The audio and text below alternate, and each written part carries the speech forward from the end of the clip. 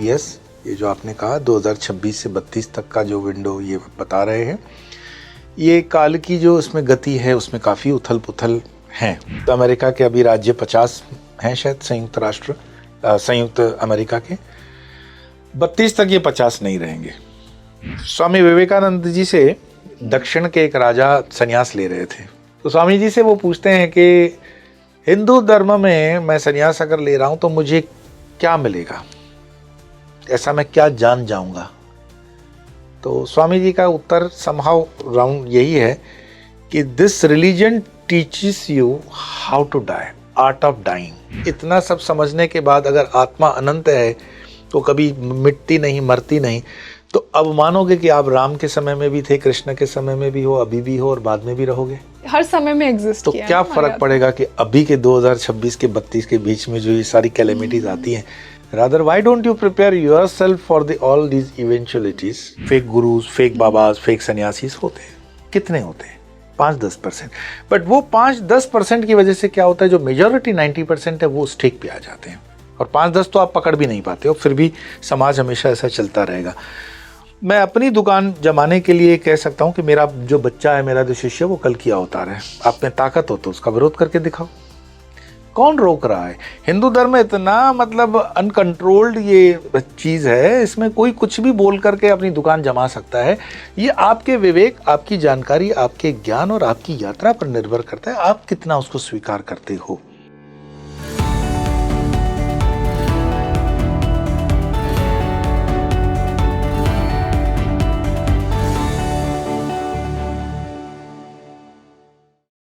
नमस्ते everyone, a very warm welcome on the show and this is your host Rangoli Sharma. देखिए, आज का जो पॉडकास्ट है ना, आपको आने वाले कुछ सालों के लिए बहुत इम्पॉर्टेंट दृष्टिकोण देकर जाएगा। बहुत ही फिलोसॉफिकली, बहुत ही इंटेलेक्चुअली आज हमने ये डिस्कस किया है कि आने वाले कुछ साल कैसे होंगे। 2026 से 2032 तक क्या कुछ होने वाला है, क्या ग्लोबल प्रेडिक्शंस हैं, पॉलिटिकल सिचुएशन कैसी होगी, क्या कल के भगवान आ चुके हैं, अगर नहीं आए हैं तो कब आएंगे, क्या हम सतयुग में प्रवेश करने वाले हैं, क्या कलयुग का अंत हो चुका है। आज इन सभी सवालों पर बात हुई है। And you know what makes this podcast even more special, जो गेस्ट मेरे साथ जुड़े हैं ना, आप उनको पर्सनली बहुत पसंद करते हैं, आप उनका वेट भी करते हैं, और हमेशा उनके साथ बात करके बहुत ही हमें इंटेलेक्चुअल और फिलोसॉफिकल एक कॉन्वर्सेशन मिलती है, और हम सनातन के और क्लोज फील करते हैं। I would like to welcome once again आप सभी के favourite spiritual guru and sadhak Swami Yo. Swami Yo, welcome back on the show. Thank you, नमस्कार, नमो नारायण, धन्यवाद, आभार। आज मैंने एक बहुत इम्पॉर्टेंट टॉपिक चुना है आपसे डिस्कस करने के लिए। जब आपसे ऐसी बातें सुनने को मिले ना, आई थिंक ऐसी कॉन्वर्सेशंस में वो चार चांद ऐड हो जाते हैं। मैं ये पर्सनली बिलीव करती हूँ। सतयुग, कलयुग का अंत, कल की अवतार, कहाँ मानवता बढ़ रही है, ग्लोबल सिचुएशन आने वाले कुछ वर्षों में कैसी होने वाली है। आज हम कुछ ग्लोबल प्रेडिक्शंस मैं आपके साथ करना चाहूँगी आज के इस पॉडकास्ट पे। स्वामी जी ऐसा कह रहे हैं ना कि 2026 न्यूमरोलॉजिकली सूर्य का साल है, सूर्य की एनर्जी है, और ये जो विंडो है 2026 से 2032 की, बहुत बड़े बदलाव हमें देखने को मिलने वाले हैं, बहुत उथल पुथल ग्लोबली होने वाली है। तो आपके अनुसार जो डिवाइन मैसेजेस आपको देवी दे रही हैं, या आपको जो मैसेजेस मिल रहे हैं, उनके अनुसार क्या वो बड़े प्रेडिक्शंस हैं, क्या हमें देखने को मिलने वाला है आने वाले कुछ सालों में? हम 2026 से ही शुरुआत करते हैं। देखो, सबसे इम्पोर्टेंट चीज़ मैं बताऊं कि जो आपने कहा ना कि वो जो डिवाइन मैसेजेस आपको मिल रहे हैं, तो पहले तो मुझे ही तय करना है कि वो मेरे लिए मैसेजेस हैं या पॉडकास्ट पे बताने के मैसेजेस हैं। Yes, या ह्यूमैनिटी के लिए। That's not for speaking tree audience. तो कुछ तो कलेक्टिव भी मिले होंगे ना स्वामी जी? एक ये चीज़ हो सकती है, जब हम कम्युनिकेशन अपने इष्ट के साथ करते हैं, वो हमारा व्यक्तिगत कम्युनिकेशन होता है। हम अब मैं उस पर कमेंट नहीं करूंगा कि आप अपने आप को मार्केट कर रहे हो तो उसमें कुछ भी बोल दो अंटशंट। तो जब हम अपने इष्ट के साथ बात करेंगे तो वो मैं और मेरी उनके साथ जो बात है वो व्यक्तिगत है, तो व्यष्टि हुई। आपका टॉपिक जो है वो समष्टि के संबंधित है, इन टोटलिटी। बिल्कुल। मैं उसमें ये तो नहीं कहूँगा कि उसमें कोई मेरे पास मैसेज है या ये, आई एम वेरी हम्बल, एक साधक हूँ और साधना के पथ पर हूँ। पर जैसे हम थोड़ा बहुत जो जान करके बोल सकते हैं या देख सकते हैं उसको शेयर कर सकते हैं कि यस, ये जो आपने कहा 2026 से 32 तक का जो विंडो ये बता रहे हैं, ये काल की जो इसमें गति है उसमें काफ़ी उथल पुथल है। इंडिया में तो है ही, पॉलिटिकली प्लस सोशली भी है, इकोनॉमिकली भी है, और कई चीज़ों में मेरे अपने चैनल के भी कई प्रोग्राम्स के अंदर इसको मैंने बहुत बार कहा है, और वो समय समय पर होता भी है। Anyway, that's not important. चीज़ ये है कि ये सब होते हुए भी एक जो मुख्य बात है वो है स्वयं की यात्रा, हमारी खुद की स्पिरिचुअल ग्रोथ। मैं कहाँ हूँ? राइट। तो पूरे दुनिया में आग भी लगी हुई है, अगर आप फायर प्रूफ कंपार्टमेंट में बैठे हैं तो आपको तो फायर नहीं लगेगी। जैसे संत और शिष्य के बीच का संवाद है कि जगत में इतना संघर्ष है, इतनी तकलीफ है, तो कांटे पूरे मानो कि ज़मीन पे फैले हुए हैं, आप अपना शू बना करके, मतलब जूता मजबूत बना करके उसमें से निकल सकते हो। तो ये सारी उथल पुथल होनी है, होकर रहेगी, काल का खेल है। राम जी के ज़माने में भी था, कृष्ण के ज़माने में भी था, हर युग में था, हर पल हर घड़ी में होने वाला है वो। हम इसमें से कैसे, हम मीन्स मैं इसमें से इंडिविजुअली कैसे अनअटैच्ड या डिटैच्ड होकर के सरवाइव कर लूंगा, कि जब दुनिया में इतना कुछ हो रहा है तो मैं कैसे उस स्टेट में रहूंगा जहां मुझे कुछ बॉदर नहीं करेगा। जिसमें गीता जी का 2nd चैप्टर के अंदर कृष्ण कहते हैं, स्थिति प्रज्ञस्य का भाषा समाधिस्थस्य केशवस्ते किम प्रभाषेत किम आसीत। तो वो स्टेट ऑफ माइंड पाना स्थिति प्रज्ञ का, that's beauty, that's I think ultimate journey for the spirituality. और हमें हमेशा शास्त्रोक्त बातें और जो सनातन की कोर वैल्यूज हैं उसको ध्यान में रखते हुए बात करनी चाहिए। व्यक्तिगत अनुभव जो होते हैं वो एक्साइटमेंट पैदा तो करते हैं, पर वो किसी का भला नहीं कर सकते। सिद्धियों की बातें, मिरेकल्स की बातें, ठीक है ये हैं, पर इससे इंडिविजुअल कोई ग्रोथ किसी का होने वाला नहीं है। That is somebody else's property. Exactly, बस फैसिनेटिंग लगती है। It's a fascinating thing, yes. तो यह 6 साल बहुत अगर मैं कहूँ अध्यात्म में लगाओगे तो वो स्कीम भी तो भगवान की खुली हुई है कि कलयुग के अंदर कहते हैं ना, नाम सुमरण मात्र से ही आपको बहुत लाभ है, भगवत प्राप्त। और जब जैसे कोरोना काल के अंदर जब कोरोना फैला हुआ था तो हमने क्या किया, मुंह पे जो प्रिकॉशंस थे वो सब कर लिए, घर के अंदर बैठे और मूवमेंट्स कम कर दिए तो बच गए, और आज हम जिंदा होकर के बात कर रहे हैं क्योंकि हमें कोरोना ना हुआ, हम उसमें से बच गए हैं। तो ये काल मानो कि 6 साल तक चलेगा भी, तो उसमें से बचने के जो अध्यात्म हमें देता है कि ये आप प्रिकॉशंस ले लो, तो उसमें आई थिंक स्पिरिचुअलिटी की यात्रा प्रारंभ कर लो कहीं ना कहीं से। तो सबसे बड़ा मैसेज सबसे पहले व्यूअर्स के लिए ये है कि अपनी आंतरिक जर्नी की शुरुआत आप कहीं से भी कर लो, स्टार्ट कर दीजिए। So think it in this way कि maybe you are not known to me, I am not known to you, but it's a message from almighty. वो परमात्मा आपको संकेत भेज रहा हो स्पीकिंग ट्री के माध्यम से, तो वो संकेत पकड़ लो, प्रारंभ करो, और जहां से भी हो प्रारंभ कर लो। पहला कदम उठाओ, दूसरा अपने आप उठ जाएगा। स्वामी जी, क्या बड़े बदलाव आपको होते हुए दिख रहे हैं? बहुत सी भविष्यवाणियां कह रही हैं कि बहुत त्रासदियां हमें देखने को मिलेंगी, बहुत ग्लोबल उथल पुथल होगी। इस पर भी मैं आपके पर्सपेक्टिव जानना चाहूंगी कि इन एरियाज में आपको क्या कुछ होता हुआ दिख रहा है। दुनिया में हमेशा चर्चा किसकी होती है? जो बड़े लोग होते हैं, देश जो बड़े होते हैं, तो लोग इंटरेस्टेड किस में होंगे? अमेरिका में। तो अमेरिका के अभी राज्य 50 हैं शायद, संयुक्त अमेरिका के 32 तक ये 50 नहीं रहेंगे। अमेरिका से उसके कई जो अभी कंट्रीज जो हैं मतलब सेपरेट हो जाएंगी। वो उसकी नीतियों के कारण भी हो सकती हैं, विधि का विधान भी हो सकता है। हम उसमें नाम ले सकते हैं कि प्रेजेंट प्रेसिडेंट जो है वो, बट नॉट नेसेसरली, वो तो निमित्त बनते हैं। तो कोई भी कार्य है उसको जब समष्टि में देखते हैं हम कॉस्मिक तरीके से, तो उसका कोई ना कोई तो निमित्त बनेगा।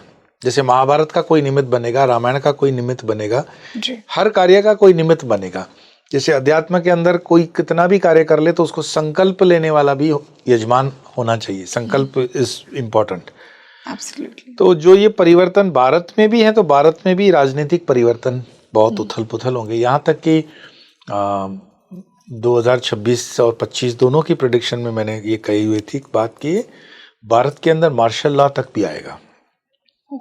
सोशल अनरेस्ट भी होगी, जानमाल की हानि होगी, पर ये सब चीज़ें ऐसी हैं जैसे आप रोड पे जर्नी करते हो तो रोड पे चलते हुए आपको साइन बोर्ड दिखाई देता है कि बी केयरफुल, आगे मोर आ रहा है। तो आगे मोर आ रहा है या स्पीड ब्रेकर आ रहा है तो आप अभी गाड़ी को ब्रेक नहीं लगाते हो, लेकिन आप थोड़े से सतर्क हो गए, गाड़ी को स्लो करोगे, टर्निंग पे टर्न करोगे, स्पीड ब्रेकर पे थोड़ा सा ब्रेक अप्लाई करते निकल जाओगे। या बोर्ड लगा हुआ है कि ऊपर से पत्थर गिर रहे हैं, बी केयरफुल, तो आपके ऊपर पत्थर गिरेगा नहीं, गिर सकता है। तो ये जो भविष्यवाणियां होती हैं ये संभावनाओं का खेल होता है। जगत में कोई एक ऐसी भविष्यवाणी बता दो, रैंडमली ये चीजें हो जाती है। जैसे मैं बताऊं रैंडमली क्या मतलब, प्रोबेबिलिटीज के ऊपर है ये सब। उस पे प्रोबेबिलिटीज में कई चीजें हैं। एक व्यक्ति के अंदर भी अगर आपका बेसिक नॉलेज है तो महादशा, अंतरदशा, प्रत्यंतरदशा, सूक्ष्म दशा, प्राणदशा, इतने विंडोज हैं और कोई विंडो के अंदर गैप रह गई तो कैलकुलेशन पूरी आपको वापस से करनी पड़ेगी। तो एक व्यक्ति की कैलकुलेशन, फिर उसके स्थान को लेकर कैलकुलेशन, फिर उसके राष्ट्र की कैलकुलेशन, फिर उसके एशिया खंड की कैलकुलेशन, फिर विश्व की कैलकुलेशन, फिर नवग्रह की कैलकुलेशन, इतने कैलकुलेशंस में it's very very impossible to precisely कोई कहे कि 29 फरवरी को ये होगा, होकर के ही रहेगा। इतना प्रिसाइजली इसलिए नहीं बोला जा सकता, एक तो ये ज्योतिष शास्त्र के भी विरुद्ध हो जाएगा। अगर आपको पता पड़ भी जाता है, जैसे 8वें घर से हम मृत्यु योग देख सकते हैं जी। हमें समय का पता होता है कि ये इसकी विंडोज यहाँ पर वीक हैं, ये पार्सल होने वाला है, पर खुल करके हम कभी नहीं कहेंगे, वो दोष है। ज्योतिष शास्त्र में आप मृत्यु योग देख करके भी मृत्यु की घोषणा नहीं कर सकते। और जिन जिन ज्योतिषियों ने इसको कहा, मैंने उनको जीवन में हमेशा गिरते हुए देखा, चढ़ते हुए नहीं देखा। बिल्कुल। तो कई चीजें ऐसी होती है, प्रिसाइज आपको पता भी है। जैसे आपने अभी जो प्रश्न पूछा ना कि आपको जो संकेत मिल रहे हैं, संकेत मिलेंगे, आप उसको ओपन फोरम में आकर के एकदम से अपनी खुद की अहंकार को तुष्ट करने के लिए घोषणाएं कर दो कि लाओ ये तारीख को वो हो जाएगा, इस समय पर ये होने वाला है। ये ठीक नहीं है। पता नहीं होता ऐसी बात नहीं है, पर नहीं करना चाहिए। इंडिविजुअल अलग बात है, समष्टि के टोटलिटी में नहीं करना चाहिए। तो जैसे इसके कई कारण दूसरे भी होते हैं, जैसे मान लो पिछले साल जो एयर इंडिया का फ्लाइट क्रैश हुआ अहमदाबाद में, जून में, सारे यात्री मारे गए, एक छोड़ करके, ठीक। अब वो जो व्यक्ति बचा उसके कारण क्या रहे होंगे, उसकी जन्म कुंडली, उसकी दिशाएं क्या है, पर जो मारे गए उनकी गणना क्या है, क्या सबकी एक दशा थी क्या, नहीं। तो उसके पीछे समष्टि का कारण समझना होगा। एक अंधविश्वास की बात नहीं है। तो अगर उसको साइंटिफिकली, हम लोग क्या है भारत देश के अंदर इन चीजों पे रिसर्च ही नहीं करते हैं, हम इसमें खर्च करने को मानते ही नहीं है कि इस पर खर्च किया जा सकता है। यही कोई इंडस्ट्रियलिस्ट ऑक्सफोर्ड यूनिवर्सिटी में अगर टास्क दे दे और उस पर रिसर्च हो तो उसका जवाब आ जाएगा, अगर वो ज्योतिष शास्त्र वहां पढ़ाते हैं तो। राइट। हमें बहुत काम करना है भारत के अंदर, और हम अभी इसमें ही लगा हुआ हूँ मैं भी अपने पूरे साथ में।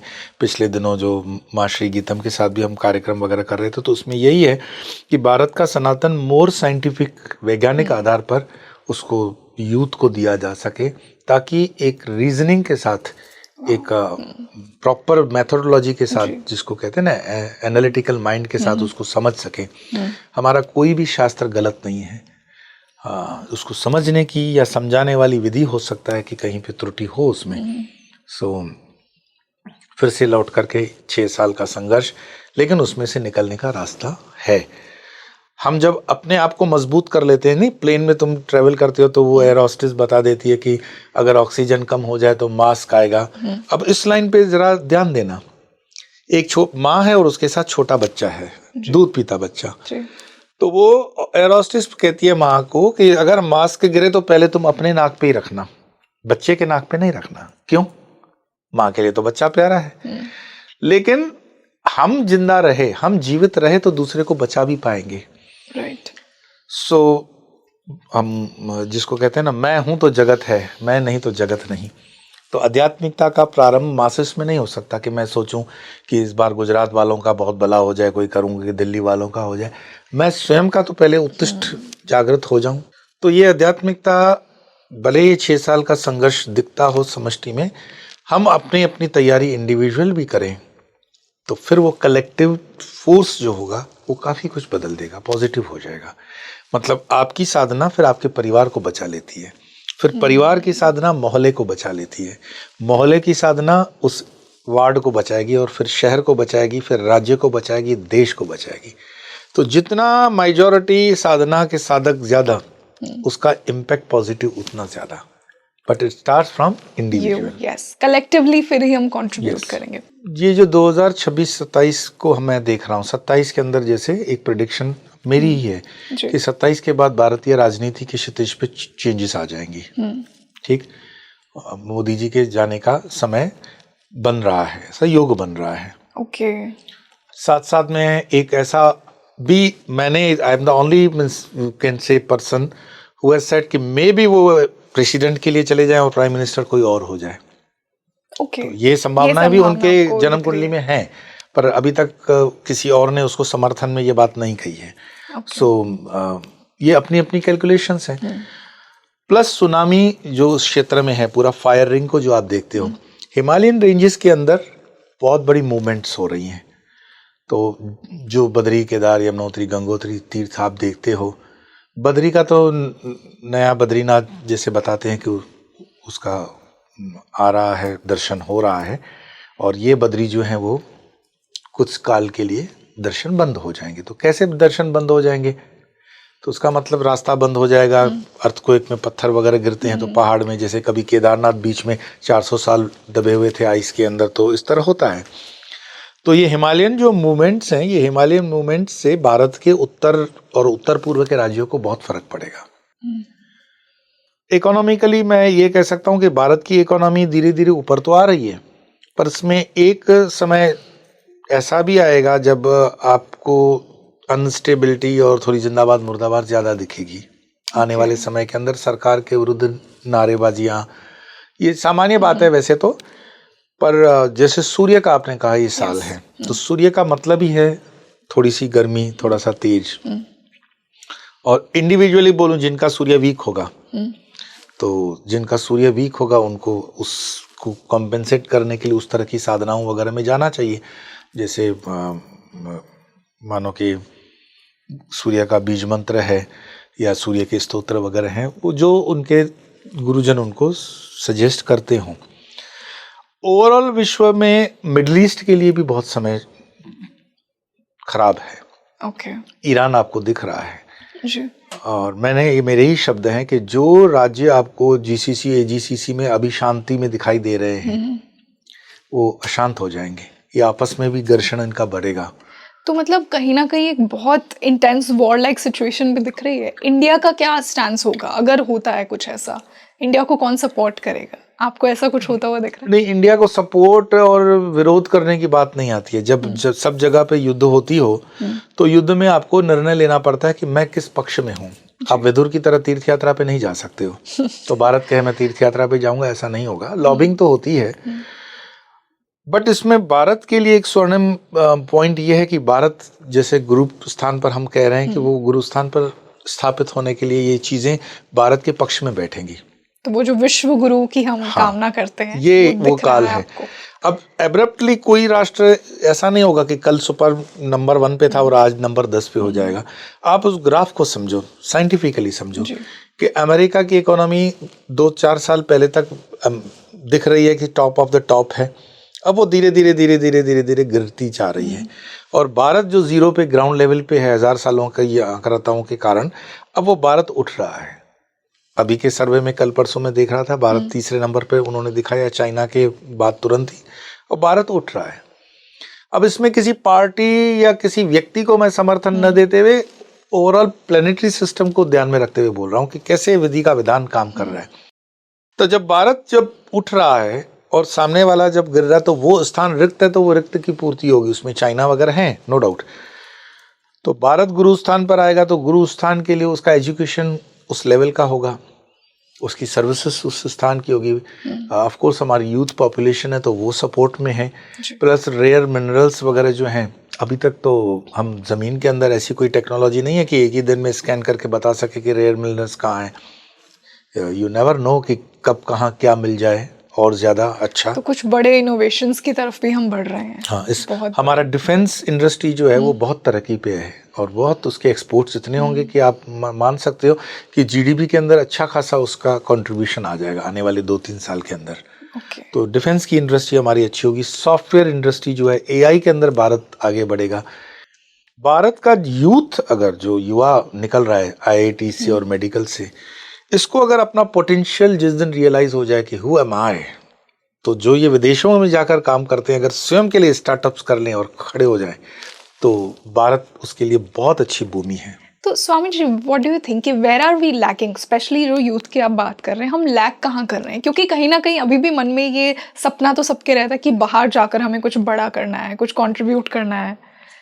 सबसे बड़ी बात, जो मैं नया शब्द नहीं दे रहा हूँ, वो 150 साल पहले विवेकानंद जी ने दिया था, स्वामी विवेकानंद ने, कि हमें आत्मश्रद्धा नहीं है, स्वयं के ऊपर विश्वास नहीं है।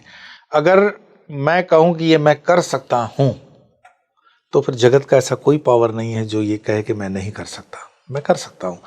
तो पहले आत्मश्रद्धा होना। वेदांत का जो मैसेज ही है, स्वास्तिक, स्वयं में आस्था रखना, परमात्मा में बाद में आस्था रखा है। तो स्वयं में आस्था लगा करके एक बार निश्चित मन के साथ आगे बढ़ें कि मैं करूँगा। पर जहाँ आप अपने एम को छोटा कर लेते हो, एम मतलब आपका ऑब्जेक्ट छोटा कर लिया कि मैं खुद के लिए सिर्फ करना चाहता हूँ, साधना मैं करूँगा लेकिन उसका फल समष्टि को दूंगा, जो संतों का होता है ना, साधना मैं करूँगा लेकिन मेरी साधना का फल जगत के लिए है। ऐसे ही जो यूथ काम करे तो वो उसमें भी साधना का मार्ग ये लगे कि जो मैं काम कर रहा हूँ उससे मेरी तरक्की तो होगी, बाय प्रोडक्ट देश की भी हो रही है, समाज की हो रही है, औरों की भी हो रही है। जो नया मानो कि स्टार्टअप्स वगैरह लगा रहे हैं या ये इंडस्ट्री की तरफ बढ़ रहे हैं, पर वो करेज होना, वो विजन होना, दैट इज मोस्ट इम्पोर्टेंट। और वो आप में तब में आता है जब आप अपने साथ कुछ समय गुजारते हो, जब आपको पता होता है कि हु आर यू। हाँ, you should know with clear terms and conditions के साथ कि मेरे जीवन का विजन क्या है, मुझे क्या करना है। आपका अड़ोस पड़ोस वाला आदमी बताएगा कि तुम डॉक्टर बन जाओ, कहीं बुक में पढ़ लिया कि अच्छा ये वकील अच्छे थे, मैं वकील बन जाऊं। नहीं भाई, घर वालों ने बोले ये करना है। तो तुम करेले हो गाजर बनने की कोशिश कर रहे हो और गाजर हो और करेले बनने की कोशिश नहीं। तो खुद को समय दो, और खुद को समय देने के लिए मैं बहुत अच्छा एक उसमें प्रैक्टिकल उपाय बताता हूँ कि इतने दिन आप रोते चिल्लाते रहते हो मैं बेरोजगार हूँ, ये हूँ, why don't you take out few days means मुझे लगता है हार्डली 60-70 दिन। इस देश की पुण्य भी कमा लोगे, अध्यात्म कमा लोगे, सब आ जाएगा। आपको खर्चा 1 रुपए का नहीं है। क्या करना? 60 दिन की नर्मदा यात्रा में पैदल निकल पड़ो। ओके। तो 3 राज्यों का आपको उसमें ग्राउंड रियलिटी मिल जाती है, गुजरात, महाराष्ट्र, मध्य प्रदेश। माँ नर्मदा जी हमारे लिए तो जागृत माँ है अनुभव के साथ। तो मैं इतना कॉन्फिडेंट हूँ कि कोरा कागज भी वहां जाएगा तो कुछ ना कुछ उस पर एक्सपीरियंस अपना लिख के ही आएगा, आध्यात्मिक भी, मटेरियलिस्टिक भी और बाकी वाली चीजें। तो चलते चलते 60 दिन का आप चिंतन के लिए परिक्रमा कर लो, घर में नहीं कर पाओगे। तो उससे देश को जानोगे, समाज को जानोगे, अध्यात्म को जानोगे, साधु संतों को देखोगे, ब्राइट साइड देखोगे, डार्क साइड देखोगे। जो अच्छा है वो ले लेना, जो खराब है वो छोड़ दो। जी। और क्या पता डेस्टिनी आपको कॉल कर रही है, बहुत सी चीजें आपके लिए ट्रेजर में रखी हुई हैं, आप अभी घर पे ही बैठे हुए हो। तो एक यात्रा में जुड़ो, चाहे वो गिरनार की यात्रा हो, चाहे नर्मदा की यात्रा हो, चाहे हिमालय की यात्रा हो, पर कहीं निकलो।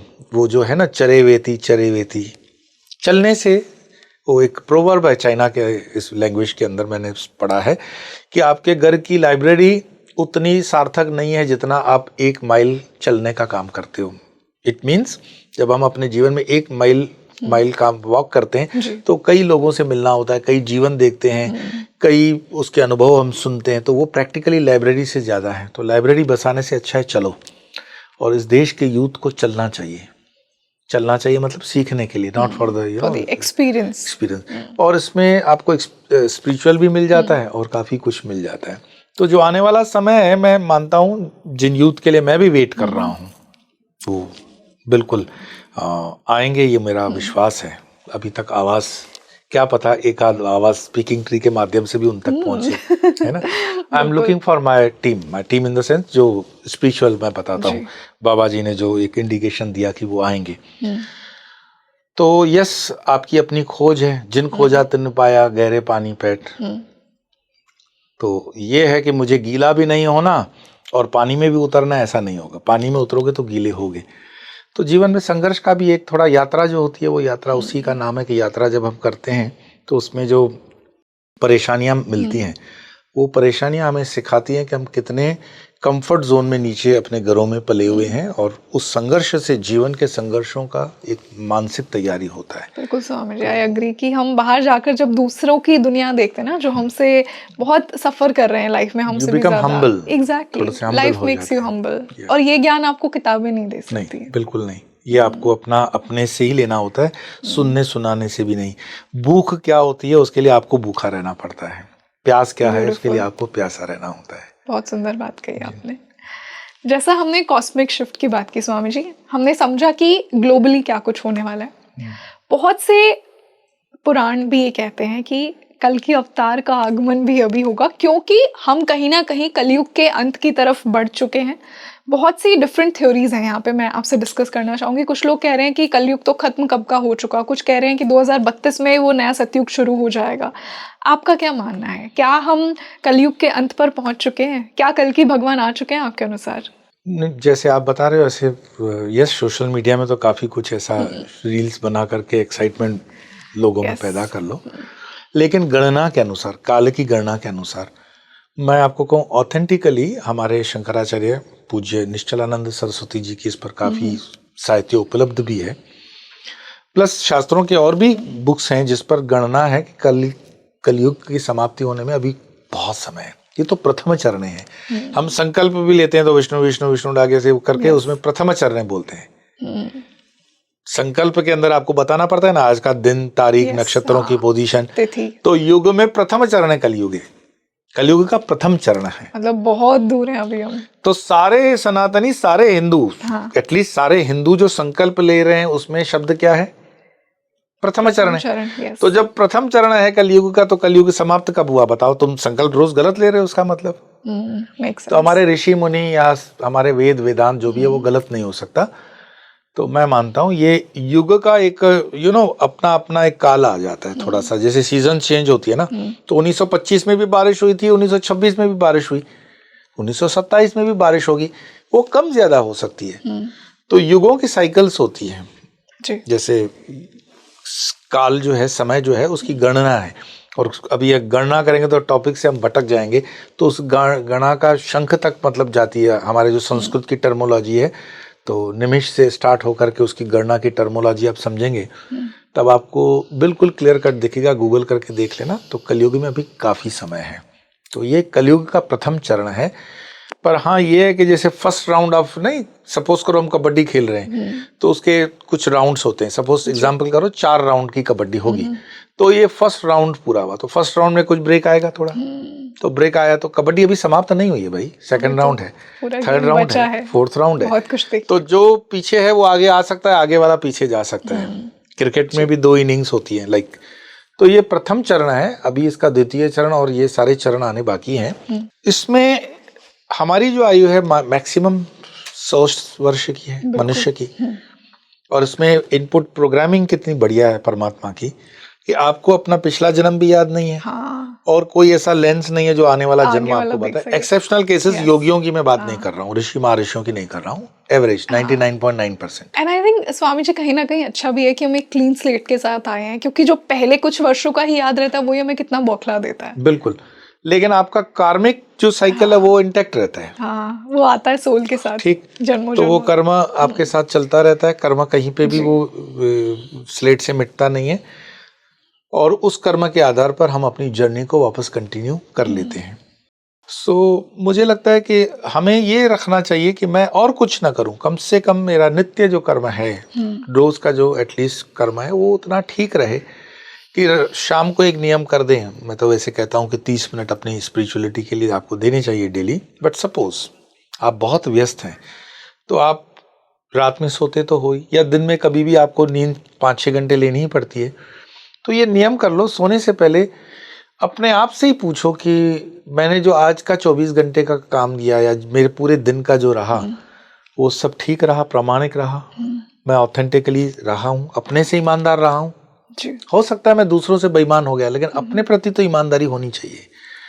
और उसमें मैंने अपने परमात्मा का कितना स्मरण किया, मेरा खान पान रहन सहन, किसी को मनसा वाचा कर्मणा परेशानी तकलीफ, उतने अवेयरनेस से आपकी अवेयरनेस बढ़नी शुरू होती है. That starts your journey into spirituality. And I think spirituality का मतलब ये नहीं है कि सर पे 2 अलग सींग आ जाते हैं या आपकी आंखें काले में से नीली हो जाएंगी, पीली हो जाएंगी. Nothing like that. आपका सिर्फ कंसेप्चुअल क्लैरिटी आती है. खुद को जानते हैं आप. If you are spiritual, I will say in very layman's language कि स्पिरिचुअलिटी का प्रमाण क्या है. तो जैसे मानो हम कार ड्राइव कर रहे हैं, आजकल वो धुंध आ जाती है ना, फॉग आ जाती है. तो जब फॉग आ जाती है तो आप ड्राइव बहुत स्लो करते हो, कम करते हो. लेकिन जैसे ही थोड़ा वाइपर घूमेगा तो आप थोड़ा सा ज्यादा देख पाते हो, ज्यादा चल पाते हो. Spirituality is nothing but you know that awareness and cleanliness through wiper. Wiper means हम अपने कर्मों का जो शुद्धिकरण करते हैं, इसको उस तरह से लो. That is spirituality. और वो विजन अगर क्लियर हो गया तो इन 6 सालों के अंदर क्या होने वाला है, क्या नहीं होने वाला है, जो होने वाला है वो उसको सहज स्वीकार्य भाव. मेरे परमात्मा ने मेरे लिए जो भी रखा है, he is not a partial. मेरे लिए परमात्मा पार्शल नहीं है. मेरे लिए परमात्मा ऐसा नहीं है कि पड़ोसी को ज्यादा देंगे मुझे कम देंगे, बिकॉज ही इज न्यूट्रल. वो तो तटस्थ भाव से विटनेस कर रहे हैं ना सब कुछ. तो आपने देखा होगा कि कभी कभार मतलब इसको अगर रियलाइज करोगे तो आपको अंदाज आ जाएगा कि इसको बहुत कूल माइंडेडली विचार करना. आपके जीवन में आपके साथ जो भी हुआ है उसके पीछे एक रीजन है, कारण हुआ है. लोग कहते हैं ना मेरे साथ ही ऐसा क्यों होता है, तो मुझे ही तकलीफ आ गई, मुझे ही स्ट्रगल है, मेरे साथ से बुरा क्यों हुआ. You keeps on complain the things. But एक बार बैठ जाओ निश्चिंत होकर के और इस चीज को सिर्फ इतना स्वीकार करो कि मेरे परमात्मा जो है वो तटस्थ भाव से मुझे जो दे रहे हैं वो वही दे रहे हैं जिसके मैं लायक हूं. तो एक एक चीज आपको सॉल्व होती हुई दिखेगी कि ये चीज क्यों हुई, वो चीज takes time of course, but you should have patience. एक दूसरा होता है अनकंडीशनल सरेंडरिंग टू ऑलमाइटी. उस परमात्मा के श्री चरणों में बिना किसी शर्त के. इफ एंड बट्स नहीं. इफ एंड बट्स में मतलब मेरे बेटे की शादी होगी फिर मैं पूजा करूंगा, बेटे की शादी होगी, नौकरी मिलेगी, पत्नी मिलेगी. No conditions. तुम जिस भी हाल में रखोगे उस हाल में भी मैं तुम्हारा हूं, तुम मेरे हो. How beautiful. तो उसके बाद हाँ, मैं तुम्हारा हूं, तुम मेरे हो. So it is between 1 to 1. मैंने कहा ना साधना 1:1 होती है. And then you feel, then you realize कि यस, एक ब्लिसफुलनेस का ऐसे 1-2 दिन में आपको नहीं आएगा. Takes time. You start practicing at least for 3 days, then extend it to 7 दिन, 7 दिन से महीना. फिर आपकी जर्नी 40-50 दिन में थोड़ी सी जड़ जमाएगी, स्प्राउट्स निकलेंगे और 1-8 साल मैक्सिमम. मैं कहता हूं अगर आप एवरेज भी साधना साधक हो, गारंटेड 1000 दिन के अंदर आप जम जाओगे एकदम साधना में. हाँ, सिद्धियां विद्यां नहीं आएंगी, ऐसी कोई गारंटी नहीं है. क्या करोगे सिद्धियां विद्यां भी? सिद्धियां तो सबके पास थी, उन्होंने क्या कर लिया? क्या पात्रता भी तो होनी चाहिए ना, अगर मिल जाए तो क्या आप उनकी दैट्स हम्बलनेस कि मेरी यथा योग्यम तथा कुरु. शंकराचार्य जी के स्तोत्र में आता है यथा योग्यम तथा कुरु. What I deserve, please give me that only. तुम्हें बेहतरीन पता है मैं क्या मेरी लायकत है और मेरी लायकत के अनुसार परमात्मा ने दिया है. तो हो सकता है कि बहुत पृथ्वी पे भूचाल आएंगे, तूफान आएंगे, सुनामीज आएंगी, अर्थक्वेक्स होंगे, सोना उठेगा गिरेगा, स्टॉक मार्केट क्रैश होगा, कई बीमारियां फैलेंगी. सो व्हाट? तो ये am I capable to stop that? मैं उसको रोक सकता हूं व्यक्तिगत तौर से? नहीं, पर मैं अपने लिए उसका एंगल चेंज कर सकता हूं. चेंज कर दो. ट्रूली. और ये जो आपने भाव कहा ना स्वामी जी, आई थिंक ये वो एक्सेप्टेंस का भाव बहुत ज्यादा, जब आप खुद को जान लेते हो ना कि जो भी लाइफ में होना था. मुझे भी पर्सनली बहुत ही बात सुंदर लगी, क्योंकि कहीं ना कहीं हम सब ना खुद को ब्लेम करते हैं कि ऐसा क्यों हुआ, उस समय मेरे अंदर ज्ञान क्यों नहीं था, और मेरे साथ ही भगवान ऐसा क्यों हुआ, मेरे तो इंटेंशंस ही अच्छे थे. तो आई थिंक ये वो एक्सेप्टेंस का भाव लाइफ को ईजियर बना देता है और वही क्लैरिटी हमें स्पिरिचुअलिटी देती है. बाकी मैं आपके प्रश्न का उत्तर एक एक्साइटमेंट के हिसाब से विद डेट्स भी दे सकता हूँ. अच्छा, जो आई थिंक बहुत से व्यूअर्स सुनना चाहेंगे. नहीं, कमेंट्स में भी आएगा तो फिर क्यों नहीं दे रहे हैं. हाँ. पर ये एक मैंने जैसे बताया ना, इससे कोई बहुत जगत का फायदा. मान लो मैं एक पर्टिकुलर तारीख दे भी देता हूँ, तो अगर उसमें मृत्यु लिखी है तो कहाँ बचोगे? सुनामी से बचोगे तो पेड़ आपके ऊपर गिरेगा, रोड एक्सीडेंट में जाओगे, फायर में जाओगे. अगर मृत्यु अवश्यंभावी है डेथ इज इनएविटेबल। जीवन का एक परम सत्य समझ लो, आपके जीवन में पैसा आएगा नहीं आएगा, नोबडी नोस। आपकी शादी हो, बच्चे हो, दवा, बीमारी, ये कुछ नहीं, पर एक चीज सुनिश्चित है, वो है मृत्यु। जी।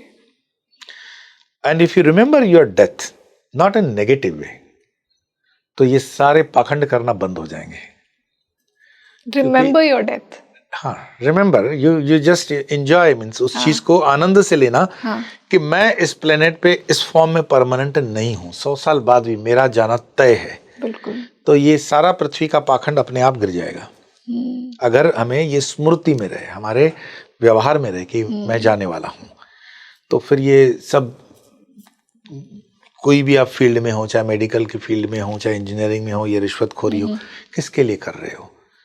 तो एक डिग्री जहाँ पे हम खड़े हैं सेंटर में, अगर एक डिग्री भी गलत हमने डायरेक्शन ले लिया तो एंड तक पहुंचने में बहुत बड़ी डिग्री हो जाती है, टेढ़ा हो जाएगा मार्ग। जहाँ पर हमने एक डिग्री सीधा कर लिया तो हम सीधे ही पहुंचेंगे। तो सबसे बड़ी बात यही है कि that consciousness and awareness about my existence, first of all who am I. तो अगर मैं शरीर हूं तो मैं शरीर के भोग को ही देखूंगा कि मेरे खाने पीने रहने की व्यवस्थाएं वैसी हों। पर अगर मैं सच्चिदानंद स्वरूप हूं, if I am existence knowledge absolute bliss, then I will connect to that higher end. और अगर मैं उस परमात्मा का अंश आत्मा हूं तो मेरी यात्रा फिर मांडव्य उपनिषद जैसी है, आत्मा और परमात्मा वाली। So you have to decide आप कौन सी कैटेगरी की यात्रा करना चाहते हो। तो शरीर पे रहो, आत्मा पे रहो, परमात्मा पे रहो। और स्वामी जी, आई थिंक ये जो थिंकिंग है ना, ये बहुत ज़्यादा एक आंतरिक एवोल्यूशन के बाद आती है कि आप डेथ को भी एक सेलिब्रेशन समझें। कितना डरते हैं मृत्यु से। स्वामी विवेकानंद जी से दक्षिण के एक राजा संन्यास ले रहे थे। I think if I am not mistaken वो मैसूर या मैंगलोर के राजा के बेटे हैं। वो विवेकानंद जी से कहते हैं, इट्स ऑन रिकॉर्ड, विवेकानंद के कंप्लीट वर्क्स में आप पढ़ सकते हो। तो स्वामी जी से वो पूछते हैं कि हिंदू धर्म में मैं संन्यास अगर ले रहा हूं तो मुझे क्या मिलेगा, ऐसा मैं क्या जान जाऊंगा। तो स्वामी जी का उत्तर समहाउ राउंड यही है कि this religion teaches you how to die, art of dying. Art of dying, because art of dying ये है कि ये जन्म में तो आप कॉन्शियसली जिए, आपने अपने अगले जीवन को भी सुनिश्चित कर लिया, how I will be living my next birth. Art of dying, अपने अंतिम क्षणों में जब आप जर्नी में होते हो तो आत्मा की कॉन्शियसनेस की जो लेवल है वही लेवल आपके अगले जन्म को तय करती है। जी, ऐसा कहते हैं ना कि मरते समय जो थॉट्स हैं, जो डिजायर्स हैं, उन्हीं के साथ आप अगले जन्म में बट उसमें कर्म वगैरह सब काम करेगा। बट इवन इफ जो चैतन्यता मेरे उस क्षण की है, होश में हूं मैं, जिसको मैं होश कहूंगा, तो वो होश आपको अगले जन्म में बहुत कुछ गाइड करता है। इसीलिए आप देखते हो कि करप्ट परिवारों के अंदर ज्ञानी पैदा होते हैं, ज्ञानियों में करप्ट आ जाते हैं क्योंकि उसको संसाधनों की आवश्यकता है। तो जो जैसी भूख लेके मरेगा, आप अगर अनाज की भूख लेके मरे हो कि मैंने अरे ये खाना रह गया, तो फिर ऐसे होटल इंडस्ट्री वाले के घर में पैदा हो जाओगे कि खाके जीवन निकल जाएगा। भगवान तथास्तु कहते तथास्तु तो है ही वो। So it is all in a very nice way. जब हम उपनिषद और वेदांत को इस माध्यम से इसको समझते हैं तो ये समझते हैं। तो स्वामी जी का जो उत्तर था मुझे बहुत मतलब आनंद देता है कि Hindu religion is actually teaches you how to die, art of dying. And art of dying, not physically you are dying, otherwise अमृतस्या पुत्रः, आप कभी न मरने वाले हो। नैनम छिन्नन्ति शस्त्राणि नैन, तो जो आत्म तत्व है उसकी वो बात कर रहे हैं, उसको गहरे से समझना पड़ेगा। It's not a one sentence की Hindu religion is art of dying. Hindu religion is art of dying of what? One जन्म लिविंग योर बॉडी, लाइक वस्त्र छोड़े दूसरे वस्त्र धारण किए, पर वो जो ट्रेवल कर रहा है आत्मा, उसके लिए गाइडेंस है। तो हमारी यात्रा एक जन्म की नहीं, अनंत की होती है, और कार्मिक भी वही साइकिल बनता है उसमें। और जिसने वो सब जान लिया, तो मैं आपको अगर ऐसे पूछूं कि उस, हालांकि प्रश्न आपको पूछना है पर फिर भी मैं पूछूं कि इतना सब समझने के बाद अगर आत्मा अनंत है तो कभी मिटती नहीं, मरती नहीं, तो अब मानोगे कि आप राम के समय में भी थे, कृष्ण के समय में भी हो, अभी भी हो और बाद में भी रहोगे? हाँ, फिर तो हम है, यस हाँ, फिर मैं तो कन्विंस्ड हूँ पर्सनली। तो फिर महाभारत में भी किसी युद्ध में मरे हो और कभी रामायण में भी युद्ध करते युद्ध के दौरान या किसी और कारण से मरे हो, हर समय में एग्जिस्ट तो किया क्या फर्क पड़ेगा कि अभी के 2026 के 32 के बीच में जो ये सारी कैलेमिटीज आती हैं, rather why don't you prepare yourself for the all these eventualities, खुद को उतने सशक्त रूप से तैयार कर लो। Preparation is the key word. Yes, तो ये तैयारी है। बहुत बहुत सही कहा स्वामी जी आपने। और मैं कहीं ना कहीं ये भी मानती हूँ, पर्सनली मेरा मानना है कि कल्कि का जो डिस्क्रिप्शन हमें दिया गया है कहीं ना कहीं एक वो मेटाफोरिकल टर्म है कि ये हमारे अंदर के कल्कि की बात हो रही है, ना कि कोई सच में घोड़े पर आएगा, श्वेत घोड़े पर, और जो कि नाश करेगा दुश्मनों का, या फिर ऐसा भी कुछ होगा। मैं अगर कहूँ कि किसी ने अगर 18वीं शताब्दी के अंदर ये घोषणा की होती कि हम प्लेन बनाएंगे 1902 में, तो उस वक्त लोग उसको कितनी गालियां देते कि ऐसी कोई चीज उड़ती नहीं है। क्या बात कर रहा है। तो जिस कल्कि अवतार के आने में इतने हजारों साल हैं, how you are so sure कि वो जो घोड़ा शब्द लिखा हुआ है वो घोड़ा लिटरली वही घोड़ा है। आप अपने एनर्जी का जो मापदंड देते हो वो हॉर्स पावर है ना। Yes, okay. आप जिस तलवार की बात करते हो, इसे सिंबॉलिक भी हो सकता है, इट्स शक्ति का प्रतीक है। चाहते तो उसके हाथ में कट्टा और बंदूक और AK-47 भी दे सकते थे है? तलवार ही क्यों दी? तलवार क्यों दी? पहले ये समझो कि राम जी के पास बताई जाती हैं कुछ, मेरे ख्याल से 12 कलाएं हैं, कृष्ण के पास 16 कलाएं। ठीक, अब फिर वो प्रश्न है कि कलाएं क्या है, तो उस पर तो थोड़ा होमवर्क कर लेना। कल्कि के पास 64 है। जब हम कृष्ण को पूर्ण अवतार 16 में मानते हैं तो 64 वाला क्या अवतार होगा? यस, सोचने वाली बात है, कितना पावरफुल होगा। और उस वक्त की टेक्नोलॉजी और उस वक्त की ह्यूमन रेस और ह्यूमनाइजेशन, ह्यूमन सोसाइटी जो है, उसका समाज और उसकी तरक्की की कल्पना करो कि 16 कलाओं के कृष्ण को पूर्ण अवतार मानने वाले सुदर्शन चक्र को आज तक हम समझ नहीं पाए, महाभारत की युद्ध को आज तक हम सॉल्व नहीं कर पाए।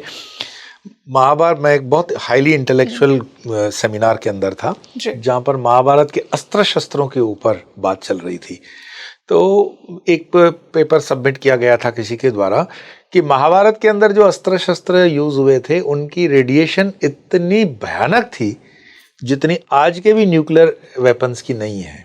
Really? हाँ, तो उसके ऊपर खैर बाकी की चीज़ें तो सोशल मीडिया के ऊपर रहती है कि किसी ने कहा अफगानिस्तान में वो अमेरिकन सोल्जर्स उतरे, उनको एक आवाज़ आई, पहाड़ के अंदर गए, वो गए, आप बाहर नहीं निकले।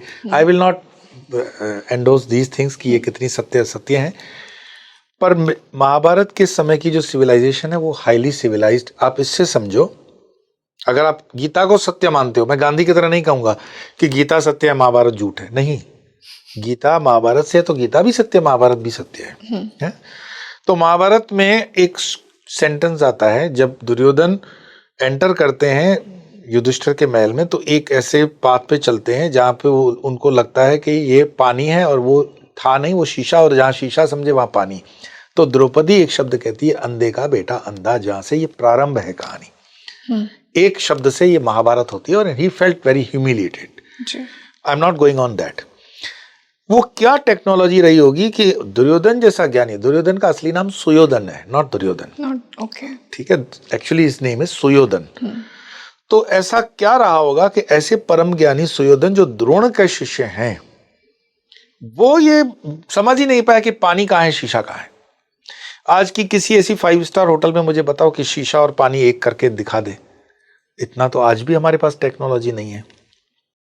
तो बारीकी से जब आप इन ग्रंथों का अध्ययन करते हो, महाभारत और रामायण, तो उसमें कई चीजें, जैसे रामायण के अंदर है भाई, प्लेन तो आपका 19 शताब्दी के बाद 1902 में बना, पर रामायण तो आपकी हजारों सालों से चल रही है। वाल्मीकि रामायण को मानते हो तो पुष्पक विमान ये टर्म आता है, उसमें विमान ही अपने आप में सपोर्टिंग एविडेंस है कि विमान का एग्जिस्टेंस रहा, तब तो विमान रहा। हम लोग तो विमान नाम ही नहीं देते, वो तो बांग्लादेशी अपने एयरलाइन का नाम आज भी विमान करते हैं, विमान रखते हैं ना, बंगाली के अंदर विमान ही विमान है ना। और गरुड़ा इंडोनेशिया, ये संस्कृति और सनातन के प्रतीक हैं, हमें उनके ऊपर गर्व भी होना चाहिए और थोड़ी सी कॉन्शियसनेस भी कि हम अपने मूल्यों को चूक रहे हैं। Yes. तो रामायण के अंदर जैसे मैंने बताया कि पुष्पक विमान आता है, अब रामायण महाभारत से पहले है, बिल्कुल ठीक है। तो इसका मतलब एग्जिस्टेंस ऑफ एरोप्लेन्स और इन सैटेलाइट्स का था, yes. हाँ. पर कलिकाल में आप पूछोगे तो फिर उसके हैंगर, एयरपोर्ट्स वगैरह वगैरह। ऐसा ही एक रिसर्च और भी है जहां पर बॉम्बे के व्यक्ति ने उन ब्रदर्स से पहले प्लेन का फ्यूल वगैरह बना लिया था, मर्क्यूरी आधारित प्लेन। विमान पुराण है, भारत का ग्रंथ है। आपके पास मुझे नहीं लगता पॉडकास्ट के अंदर विमान पुराण पे कभी आपने पॉडकास्ट किया। एक हम नेक्स्ट पॉडकास्ट जरूर करेंगे। नहीं, तो परमात्मा की इच्छा, आई am not saying that yes और नो। विमान पुराण के ऊपर नासा बहुत रिसर्च करता है, ठीक।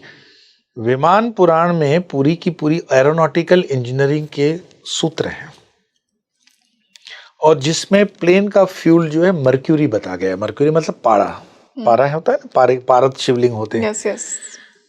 और वो फ्यूल ऐसा है जिसका कोई पोल्यूशन वगैरह नहीं होता था, और वो लॉन्ग टाइम चल सकता था, और उसकी काफ़ी चीज़ें। अब ये चीज़ें होती है कि पॉडकास्ट में तो सब कवर नहीं हो सकती और कुछ मिनटों के अंदर नहीं होती, वो सब्जेक्ट अवेलेबिलिटी ऑफ टाइम होता है। But what I am trying to say, तो कलयुग के उस कली अवतार पे ही आ जाते हैं। मैंने आपको सिर्फ टेस्ट दिया कि हम उस विरासत से आते हैं जो विरासत हमारे ऋषि मुनियों की ऑथेंटिक है, डॉक्यूमेंटेड है, साइंटिफिक है। जी। पढ़ो, बकवास करने से नहीं होगा, पढ़ो उसको, समझो। और पढ़ने के बाद आप अपने आप को जब देखते हो, तो मैं कोई दुकान खोल दूं कली के नाम से कि कली मेरे डिस्ट्रिक्ट में होगा, ऐसे कली कोई हमारा कोई फ्रेंचाइजी है, खोल दोगे, राइट। और उस परमात्मा को जो असीमित है उसको सीमित करोगे आप। तो कली के लिए ये भी बताया जाता है कि उनका जो जन्म स्थान है वो शंबाला होगा, शंबाला कहते हैं, और श्रृंगेला भी होगा। ये जगह तिब्बत में भी है, और उसमें कोई दो राय नहीं कि उस जगह के पीछे चाइना की हमेशा नजरें रही हैं। और जितने भी एक कैटेगरी के महात्मा हैं वो महाअवतार बाबा से विचार से जुड़े हुए, तो वो शंबाला, श्रृंगाला, ये सब उस जगह को मानते हैं जी। तो आप कली को वहां पे भी जन्म समझ सकते हो, और बाकी कहीं पे भी नामकरण कर दो। आपके पास सत्ता का अधिकार हो तो पाकिस्तान के शहर का नाम भी शंबाला कर दो, कौन रोक रहा है आपको? तो कली फिर वहां पैदा हो जाएगा। बट अवर टॉपिक इज कि 64 कलाओं से अगर कली आएगा तो क्या उसके 64 हाथ होंगे क्या? जैसे माँ काली हैं, उसके 10 आपको 10 भुजाएं दिखती हैं, तो 10 भुजाओं में आपको 10 आयुध दिखते हैं और एक अभयदान की मुद्रा होगी। तो वास्तव में क्या क्या एक ह्यूमन बॉडी 10 हाथों वाला है क्या? हो सकता है क्या? या आपके सामने काली जागृत होगी, आपका मंत्र जागृत होगा तो 10 हाथ लेकर के आएगी क्या? हाईली स्टूपिडिटी वाला जिज्ञासा है। कोई काली के 10 हाथ इस तरह से आएंगे नहीं। That shows the power and the strength of that अवतार। ये उसका पावर है कि ये 10 चीजें मतलब मल्टीपल हो गई है। तो इट्स सिंबॉलिक, आप उसको जब देते हो तो उसके अलग अलग चीज देते हो। या देवी सूक्त वगैरह को आप जब दुर्गा सप्तशती में पढ़ते हो कि देव उनको एक एक अपनी अपनी प्रिय चीज समर्पित कर रहे हैं, जैसे विष्णु ने अपना चक्र दे दिया, ब्रह्मा जी ने ये दिया, अग्नि ने तेज दिया, लाइक दैट। तो वो तत्व उसमें समाहित हैं। अब कली के अंदर जब कली अवतार हो और उसमें 64 कलाएं हों, तो उसमें समझ लो कि सारे जितने नेचुरल एलिमेंट्स हैं वो अपना अपना योगदान दे करके, तो ऐसा अवतार होने की आवश्यकता क्या पड़ी कि ऐसा अवतार होगा? That means it's a changing phase of the earth. पूरा कॉस्मिक एक चेंज है, पूरा गैलेक्सी का चेंज है। और ये गणना कौन करेगा? अभी तो हम जिस चतुर्युगी में चल रहे हैं, कौन सा मनवंतर है? 64वां। तो उसके पहले 63 मनवंतरों की हिस्ट्री है आपके पास। हम तो हिंदू पढ़ता ही नहीं ना, हिंदू अगर पढ़ ले तो फिर बात ही क्या थी। तो 64वें मनवंतर में आकर के हम बातें करते हैं, 63 का हमें पता नहीं, और आने वाले बाकी जो बचे हुए मनवंतरों का हमें ज्ञान नहीं है। तो हम कैसे उसको लिमिट में ला सकते हैं कि कली जो होगा वो ऐसे होगा?